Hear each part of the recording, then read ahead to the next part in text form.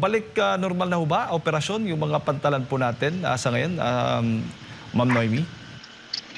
Ngayon po, meron pa rin po tayong minomonitor na 23 ports. Meron pa rin po tayong stranded na passenger na 463, stranded rolling cargoes na 80 at itong barko po. So yan po, out of 23 ports, Sir Jade and Sir Admar, 6 po dyan ang may reported na stranded na passenger. Aling mga ports po yung o mga pantalan yung may pinakamaraming stranded ngayon, Ma'am? Ngayon po, Sir Jade and Sir Admar, sa area po ng Lucena, we have 184. At etong 463 ay nanggaling po ito sa area ng Western Visayas, Bicol, Southern Tagalog at Central Visayas po. Ilang araw na ho itong mga na-stranded nating mga kababayan, Ma'am Noemi? Actually, ito po ay dadagdagan po, no?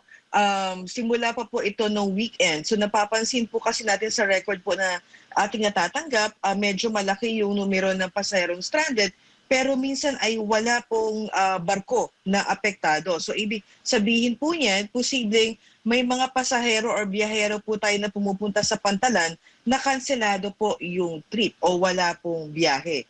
Kaya ang atin pong paalala sa Philippine Coast Guard, sa atin pong mga kababayan na meron pong biyahe or pupunta sa mga terminal, ay check po muna kung meron po bang, kung kasalado po ba yung biyahe nila or tuloy po para maiwasan din po yung pagkakastranded sa isang pantalan po natin. Opo, hanggang kailan nakastranded ito mga kababayan natin, Ma'am Noemi? May ano ho ba, mga kailan kaya possible sila makakabiyahe? Well, Sir Jade and Sir Admar, once na gumanda po ang panahon, ay we will allow na po to depart this stranded vessels and even yung mga motor bangkas sa mga respective ports po nila. Pero ngayon po kasi ang nangyayari sa atin po mga pantalan, yung mga operators na po mismo ang nagkakansela ng kanilang mga biyahe dahil hindi po nila kinakaya yung lakas ng alon sa gitna po ng karagatan.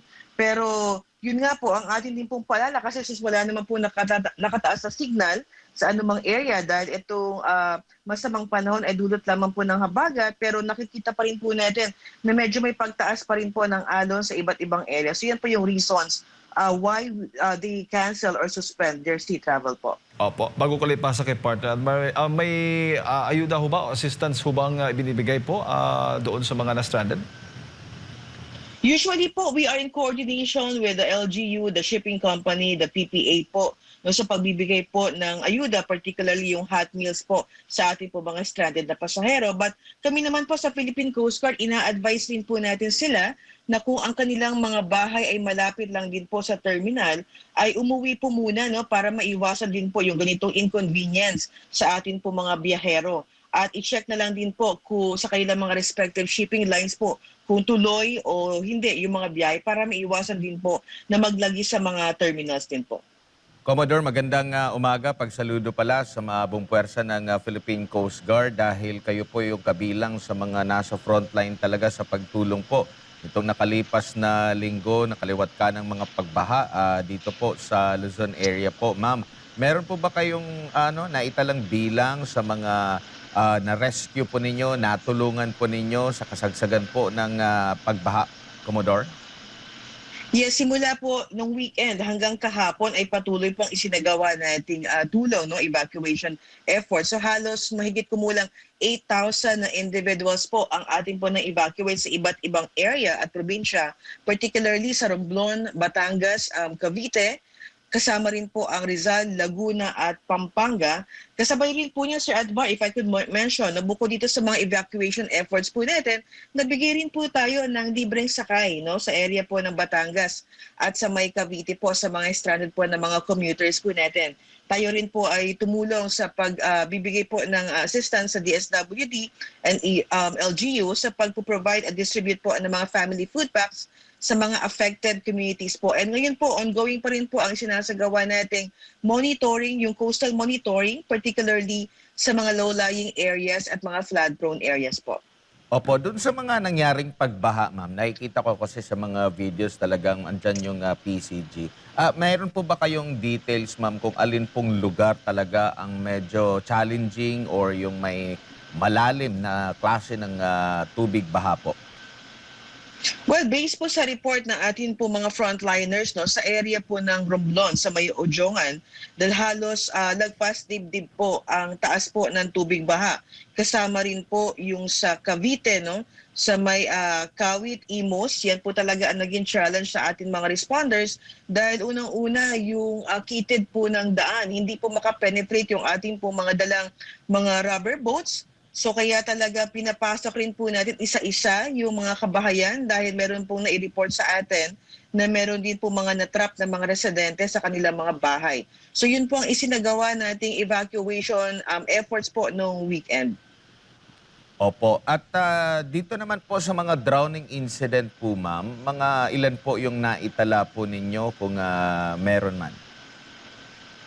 Well, hindi po ito related sa sa habagat na nararamdaman po natin. Pero based on our records po, no, kung habagat po at epekto ng habagat ang pag-uusapan, meron po tayong naitala na mga maritime incidents. 4 po ito, particularly sa area po yan ng Negros Oriental na kung saan meron po tayong na-rescue na halos isang mangingisda.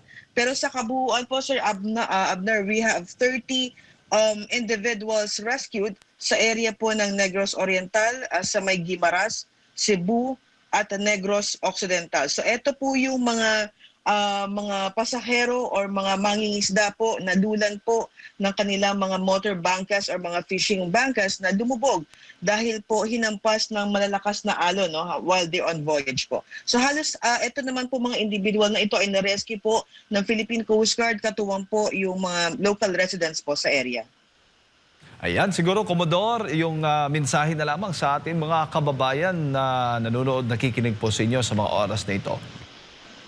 Yes, sa ating po mga kababayan, mangingisda, particularly po yung mga maliliit na mga motor bank operators po natin, huwag po muna tayong pumalaot, no, kung may umiiral pa rin po mga gale warning or hindi pa rin po maganda ang sea condition sa inyong mga lugar. Sa mga biyahero naman po na gumagamit rin po ng ating mga vessels o yung mga watercrafts po, una-una, sundin po natin yung mga alituntunin at huwag pilitin po maglayag. Kung may mga kanseladong trips po tayo, i-check po muna natin sa ating mga shipping, respective shipping lines kung may mga kanseladong trips, at i-check rin po palagi yung weather updates na ibinibigay po ng Pag-asa.